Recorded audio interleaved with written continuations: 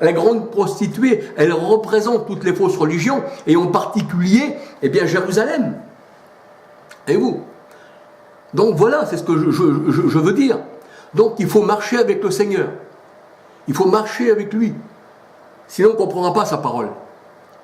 Mais c'est sûr et certain, le Seigneur dit une odeur de mort pour ceux qui sont destinés à la mort, mais une odeur de vie pour ceux qui sont destinés à la vie. Si vous êtes destinés à la vie, vous allez croire au Christ.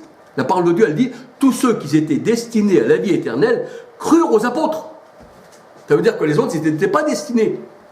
Mais le Seigneur, c'est parce que le cœur est mauvais de l'homme. Il dit, puisque ton cœur est mauvais, alors je te livre à la convoitise. Et c'est même écrit dans Jacques, voyez-vous, je prends la parole de Dieu. Dans Jacques, c'est écrit dans la parole de Dieu, dans Jacques, que la convoitise, eh bien, elle nous emmène à la mort. Eh oui. Alléluia. Alors voilà, je vais bien regarder dans la parole du Seigneur. Alors dans Jacques 1, verset 13, 14, 15. Que personne, lorsqu'il est tenté, ne dise que c'est Dieu qui me tente. Car Dieu ne peut être tenté par le mal et il ne tente lui-même personne. La Bible, la parole de Dieu, elle dit que Dieu ne tente lui-même personne. Mais, la parole de Dieu, elle dit pas que c'est un démon qui fait ça. Mais chacun est tenté quand il est attiré et amorcé par sa propre convoitise. Voyez-vous? Puis la convoitise, lorsqu'elle a conçu, enfante le péché et étant consommée, produit la mort. C'est-à-dire le prince de Tyr que vous avez transformé en esprit possesseur a été convoité par sa propre convoitise de son cœur et ensuite il a voulu passer dans les choses de Dieu plus haut que lui et le Seigneur il dit, eh bien il a produit la mort et vu qu'il marchait pour la mort, eh bien comme moi je suis la vie, eh bien je l'ai jeté à terre parce que les ténèbres ne se mélangent pas avec la lumière. Et vous, le Seigneur il est venu dans le monde, il dit j'ai séparé les brebis d'avec les boucs. Voilà. Et il dit que les boucs, il les a mis à sa gauche, ça représente les ténèbres à gauche. Et la droite, ça représente la puissance de Dieu. Psaume 118, 15, 16. Une droite, ça ne représente pas quelqu'un qui sera à la droite de Dieu, à ses côtés de Dieu, non. Quand on dit quelqu'un qui est à la droite de Dieu, ça veut dire qu'il est dans la puissance même de Dieu. Et j'ai fait aussi une étude sur la droite de Dieu dans mes études, que vous pouvez retrouver en écrivant, vous mettez sur YouTube, vous mettez Dorkel Charles, ou alors Nadia Dorkel. Et là, eh bien, il y a pas mal de caméras, j'ai fait en tout à peu près une quinzaine de caméras que vous pouvez retrouver. Sur le baptême selon la loi, similitude des dieux d'Égypte et Rome, voyez-vous. J'ai fait beaucoup de choses comme ça, parce que moi, j'aime bien rechercher dans la parole du Seigneur. Je ne veux pas être ignorant de la parole de Dieu, parce que le Seigneur dit, faute de connaissance, tu vas à la mort. Celui qui est au Seigneur, il peut connaître le Seigneur, mais celui qui n'y est pas au Seigneur, il ne connaît rien de lui. Il a peut-être entendu quelque chose des autres, mais il n'a pas cherché dans la parole de Dieu. Vous savez, la parole de Dieu, elle dit que quand les apôtres parlaient, eh bien, il y avait des Juifs aberrés qui regardaient dans les Écritures si c'était exact. Mais aujourd'hui, eh bien les gens quand ils parlent, ils ne regardent pas dans les Écritures si c'est exact. Il l'a dit, c'est vrai. Mais quand il y a quelqu'un qui ne fait pas partie de leur lot, qui ne fait pas partie de Rome, qui ne fait pas partie de leur secte, alors ils vont nous dire à nous, c'est écrit où? Là, ils veulent savoir. On m'a dit de plonger dans ce taux-là. Je plonge. Mais c'est écrit où? Tandis que si vous venez, vous, avec la parole de Dieu, parce que vous n'êtes pas rattaché à Rome, mais vous êtes rattaché au Seigneur, alors là, ils vont vous dire, mais d'où tu le tiens, ça? Bon, c'est sûrement pas ça. C'est pas ce qu'on nous a appris. Là, un homme du Seigneur, là, on va demander beaucoup. Mais à Constantin, il n'y a pas demandé de où qu'il avait reçu ça. Ils ont plongé. Constantin a parlé, le pape a parlé, un prélat a parlé, un excellence, un monseigneur, alors lui, il ne peut pas se tromper. Eh oui, César a parlé, on ne veut que César, alors lui, on va l'écouter. Ah, César, c'est quelque chose. C'est le chef du monde. Mais le Seigneur dit le chef du monde les domine et c'est eux qui prennent l'argent du monde. Mais le Seigneur dit mon royaume n'est pas de ce monde. Et j'ai vaincu ce monde de pécheurs. Voici, j'ai fait une terre nouvelle. On l'appelle épouse. Alléluia. Voici, j'ai fait un homme nouveau. Voici, j'ai mis en vous mon esprit et mes lois, et plus personne n'enseignera son voisin en disant connais le Seigneur, parce que tous me connaîtront, du plus grand jusqu'au plus petit. Et la parole de Dieu nous dit qui serait enseigné comme Dieu. Je crois que c'est écrit dans Jean 6, 45, je crois. Qui serait enseigné comme Dieu, si je ne me trompe. Et c'est vrai, le Seigneur, dans sa parole, il dit, eh bien, que l'Esprit en nous, qui est l'Esprit du Christ, eh bien, le Seigneur dit, l'Esprit vous enseignera toutes choses. Et si le Seigneur est en nous, qui nous enseigne, qui pourrait donc nous enseigner mieux que lui? Un homme venu de Rome, un soi-disant pasteur, un soi-disant ancien. Oui, on peut être ancien dans les choses. Vous prenez les témoins de Jéhovah, ce sont des anciens aussi.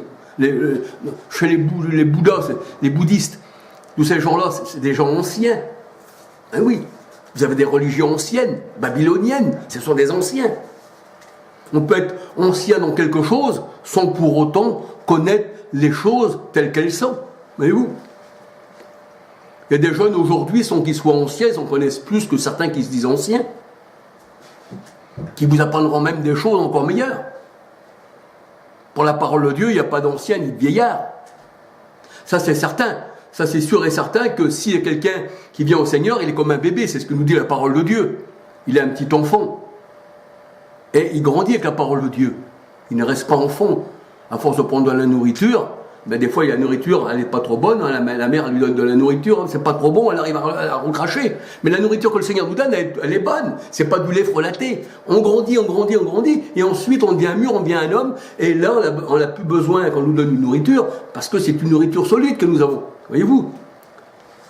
C'est vrai qu'il faut aussi avoir une certaine expérience dans la parole de Dieu. Ça fait 3 jours que vous connaissez le Seigneur, que le Seigneur il vous a pris là, c'est certain. Il faut que vous connaissiez aussi. Mais pas connaître selon les religions du monde. Connaître selon le Seigneur. Alléluia. Mais c'est vrai qu'il y a des personnes qui sont jeunes, qui ont une certaine expérience dans le Seigneur, mieux que celui qui se dirait ancien, que ça fait des années, et qu'il a servi comme Constantin, ou que l'autre il a servi, je ne sais pas, mettons, Bouddha, ou voilà. Hein, ou une divinité Trimurti, ou tout ce que vous voulez. On peut être ancien dans les choses. On peut faire même des choses, des fois, étant ancien dans certaines choses, comme les mécaniques, on croit bien faire, et puis il y a un autre qui va venir, il va nous faire voir ça, on va dire ça, elle ne savait pas. Pourtant, on faisait de la mécanique, ça faisait un bout de temps. Voyez-vous? On a toujours à apprendre dans le Seigneur, alléluia. Mais apprenons bien. Mais pour apprendre, il faut faire comme Paul, il faut sortir des pharisiens. Sinon, vous avez des écailles. Et quand les écailles vont sortir de vos yeux, vous allez dire, dans l'état où j'étais avant, je regarde tout cela comme de la boue. Pourtant, il y avait ce certain Gamaliel, l'auteur de la loi faite pour les idolâtres. Il était là, Gamaliel.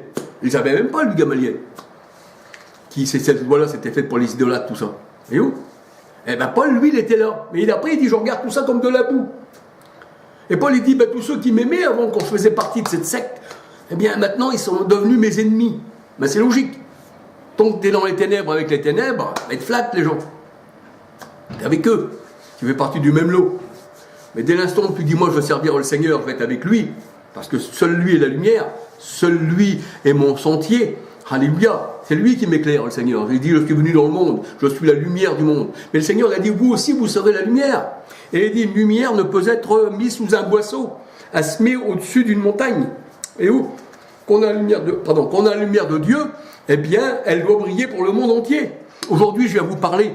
J'aurais pu garder ça pour moi. Vous allez dire, il aurait peut-être mieux fallu le garder, celui-là, parce que, qu'est-ce qu'il dit là, c'est pas trop bon, ça. Il aurait dû rester chez lui. Mais voyez-vous, malgré, je m'engage.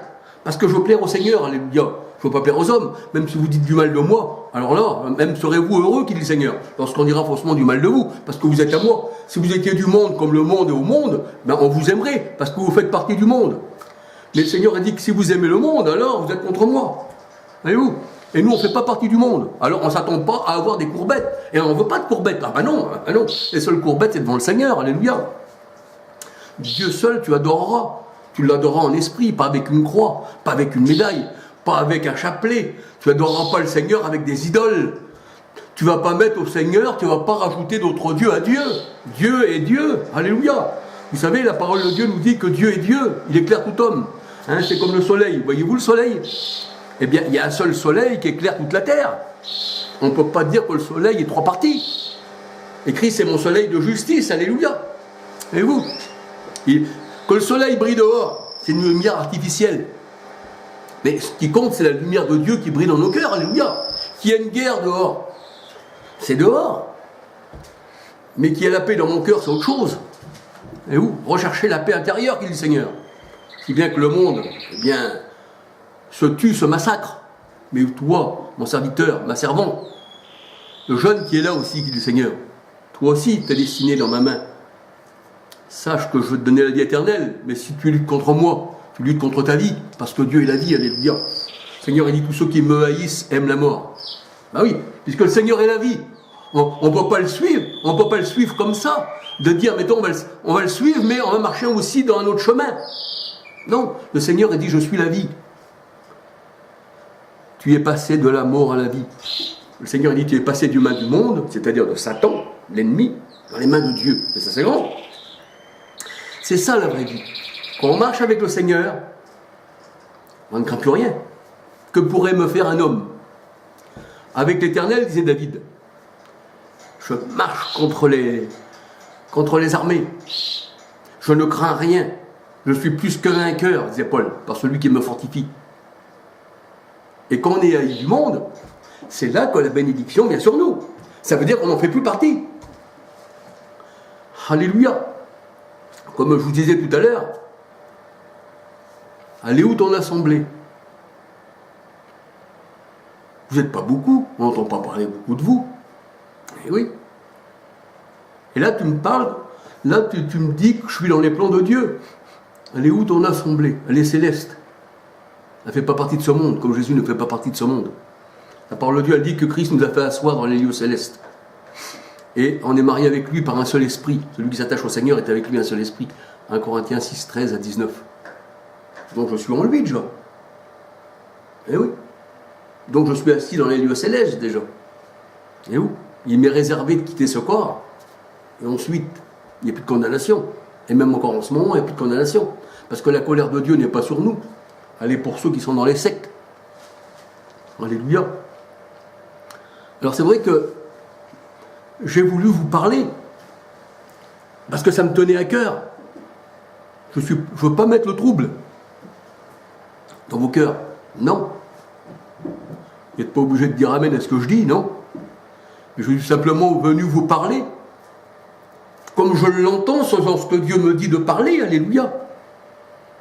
Maintenant, si je viendrai à vous parler comme ça, pour ma propre, comme mon propre hommage, on va dire, pour ma propre personnalité, ben là, je serai contre le Seigneur, alléluia. Mais c'est vrai, je me suis tâté, parce qu'il y a un bout de temps que je voulais venir sur ces vidéos, pour vous parler, mais je me suis tâté, et j'ai demandé au Seigneur. Alors j'ai dit, comme Paul il a dit au Seigneur, eh ben, il ne faut pas se taire. Ne crains pas ceux qui est devant toi, dit le Seigneur. Que pourrait te faire un homme? Ne les crains pas. Au contraire, parle. C'est à cela que tu es destiné. Tu n'es pas destiné à te taire, mais tu es destiné pour la vérité. Et Jésus a dit dans sa parole, c'est dans Jean 14, 7 à 10. Jean 14, 7, il disait, je suis le chemin, la vérité et la vie.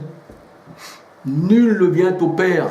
Voyez-vous, quand on vient à Jésus, on ne vient pas carrément à Jésus, mais on vient au Père, parce que Jésus vivait par le Père.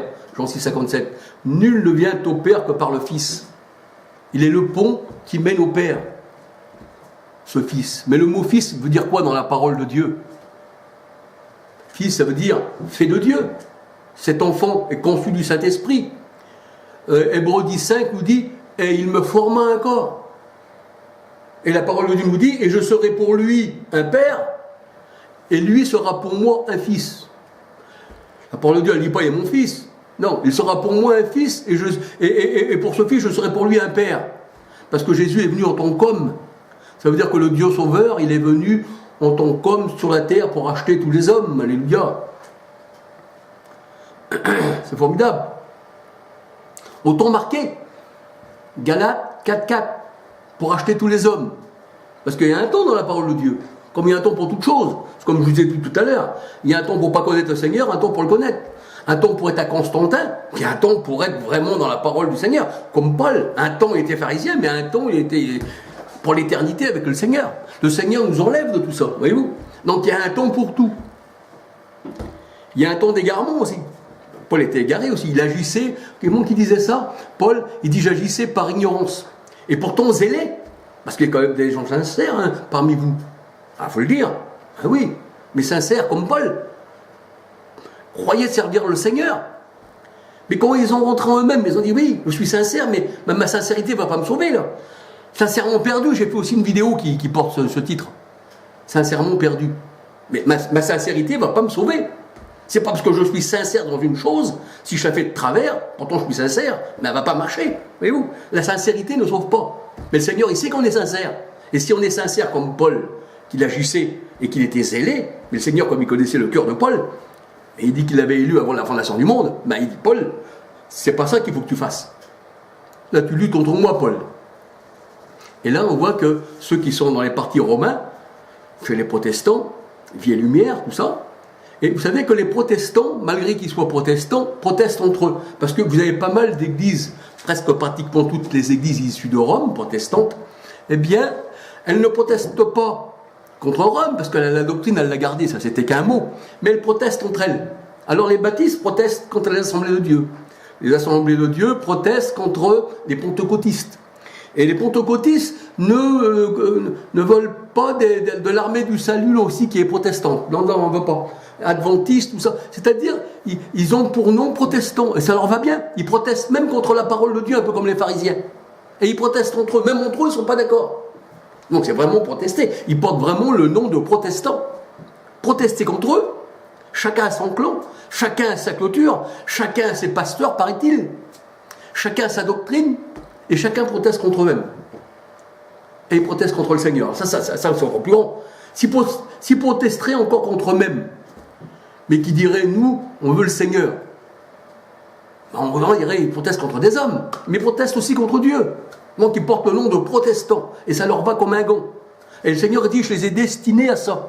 Voyez-vous, vous allez dire, mais comment que le Seigneur il peut nous destiner à se mettre contre lui? Ben, c'est pas moi qui le dis, c'est écrit dans 1 Pierre 2,8. Je les ai destinés à protester contre moi.